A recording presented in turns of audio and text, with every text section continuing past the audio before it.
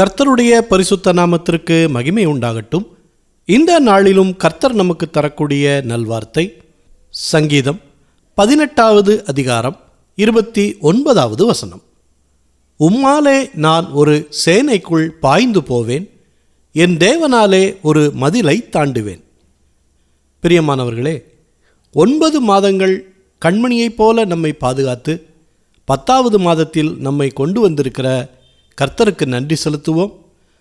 தாவீது மிகப்பெரிய பலசாலி, யுத்த வீரர், தலைவர் என்பது நமக்கு தெரியும்.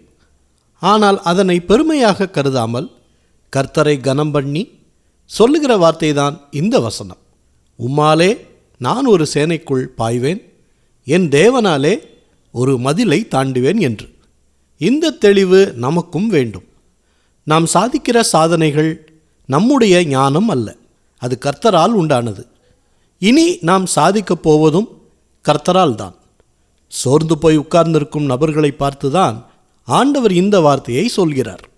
நான் எடுக்கிற முயற்சிகளில் கர்த்தரால் ஜெயம் வரும் என்று நம்புங்கள்.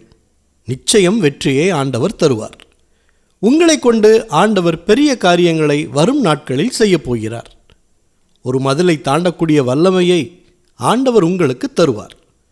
உங்களுக்கு எதிராக வரும் பிசாசின் போராட்டங்களில் ஜெயம் எடுக்க ஆண்டவர் உதவி செய்வார். நிச்சயம் வரும் நாட்களில் கர்த்தர் தரும் பலத்தோடு எடுத்த முயற்சிகளில் வெற்றி பெறுவீர்கள். கர்த்தர் உங்களை ஆசீர்வதித்து அவருடைய பலனை நிச்சயமாய் கொடுப்பார். ஜெபிக்கலாமா?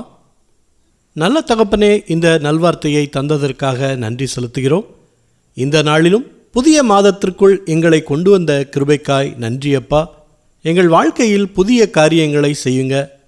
பிஸ்னஸ் காரியங்களில், வேலை தேடுவதில் புதிய முயற்சிகளை மேற்கொள்கிற நபர்களுக்காக ஜெபிக்கிறோம். சோர்ந்து போயிருக்கும் நபர்களுக்கு பலன் கொடுங்க. பிசாசின் தந்திரங்களை மேற்கொள்ள ஜெயிக்க பலனை கொடுங்க. இந்த மாதம் முழுவதும் கையின் பிரயாசத்தை ஆசீர்வதித்து கொடுங்க. பிள்ளைகளை குறித்து ஜெபித்து கொண்டிருக்கிறாங்க. குடிக்கு அடிமையாக இருக்கும் பிள்ளைகளுக்காக அவங்க ஜெபித்து கொண்டிருக்கிறாங்க. அவர்கள் அந்த கட்டுக்களிலிருந்து விடுதலை பெற வேண்டி நாங்களும் ஜெபிக்கிறோம். வேலை செய்கிற இடத்தில் மற்றவர்களுடைய வன்கண் எரிச்சல், பொறாமை இல்லாதபடி சூழ்நிலைகள் எல்லாம் மாறட்டும். எல்லோருக்கும் போக்கிலும் வரத்திலும் உங்களுடைய பாதுகாப்பு உண்டாயிருக்கட்டும். இரத்த கோட்டைக்குள் மூடி மறைத்து பாதுகாத்து கொள்ளுங்க. எல்லா துதி, கனம், மகிமை எல்லாவற்றையும் உமக்கே செலுத்துகிறோம். இயேசு கிறிஸ்துவின் நாமத்தில் ஜெபிக்கிறோம் பிதாவே. ஆமேன், ஆமேன்.